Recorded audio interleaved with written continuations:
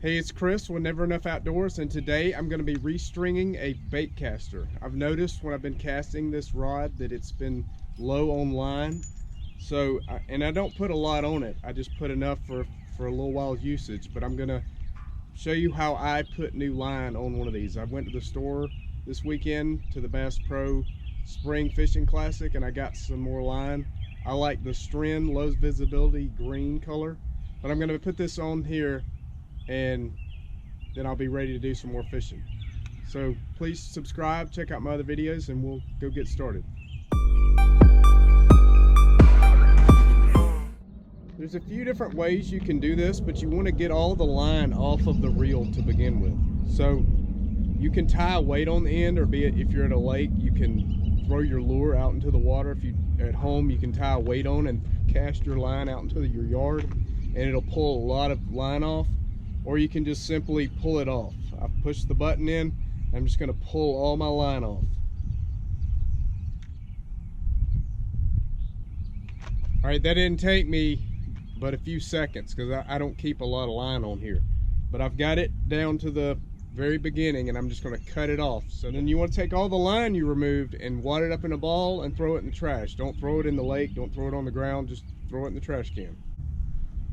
All right, so I'm here at the back of my truck, and I'm going to show you what I do here.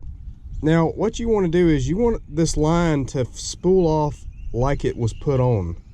You don't want to just pull a bunch of line off the side, or to already be kind of circled up. You want it to line off of this just like you would undo it. Just like this. You want it to come off like that to put on your reel. Now it won't matter if a few feet of it do that. They spool off the wrong way, but you really want to keep it on there as best you can so that it comes off just like it was put on there. And I'm going to take the first hook here and stick the line through it. That just makes it so I can work with it better, and so that it goes on more evenly. And you want to stick it through the piece here, where the hole where it comes out. Stick it through there, and then this is going to be hard to see, but you want to basically run it through one of the holes. Most bait casters have holes, and I went through one and I'm coming out another one, and I'm going to tie that there. So just feed a little bit out so you can get to it. It doesn't matter how you tie. If you don't have holes, you can just tie it around the reel. But you just want, basically, and it doesn't matter how you tie it. I usually do a normal shoestring knot, just enough to tie something so it'll get started. So there, I've tied my knot, and it doesn't really matter really how long your tail is. So there's my knot. It's nothing fancy, nothing tight, but it's enough to get me to start reeling my line around there. So basically, you want to hold the line with your hand so that you can reel it on, but you need to come up with a way so that this line will spool off here like it was put on. Some people use a screwdriver, some people use their feet. I use many different methods, usually whatever I have at the time that I'm doing it. But I'm going to get a screwdriver, and I'm going to show you how I use a screwdriver to do this. All right, so what I've got here, it's not actually a screwdriver, but it's the same purpose. It doesn't really matter what you use. And you want to take this, wherever that hole lines up at, you just want to stick it through there in whatever way that works for you. But don't let it just come off the line. Let it spool off just like it was put on there. Another way you can do it this way is if you make a little barrier, it can just spin freely as you reel. I'm walking across a parking lot with my screwdriver stuck in this spool and just letting it unwind. All right, I was going to show you how I would normally hold my line and keep it spooling out correctly, but I changed my mind because it's too hard to do for camera purposes. So I've got this line that I already pulled out. I just pulled it directly off the spool so that it unwound like it's supposed to. And I'm reeling it in. And usually what I do is reel in about, I imagine that I just cast. And I reel in as much as a cast would be. If I could estimate how long it would take me to reel in from a cast. I do that about 5 times.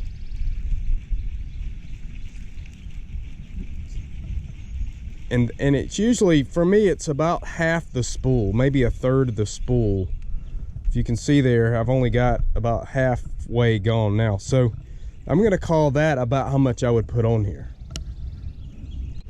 I'm basically going to take my line, cut it off my spool, and then you want to just make sure you pull it all through this eye here, this one eye you used, and just put it through the rest of the eyes. And then either tie it somewhere or put another lure on it, whatever works for you, so you can hook it down at the bottom. Get it through all those. I had a spinnerbait on here, so I'm just going to put the spinnerbait back on it.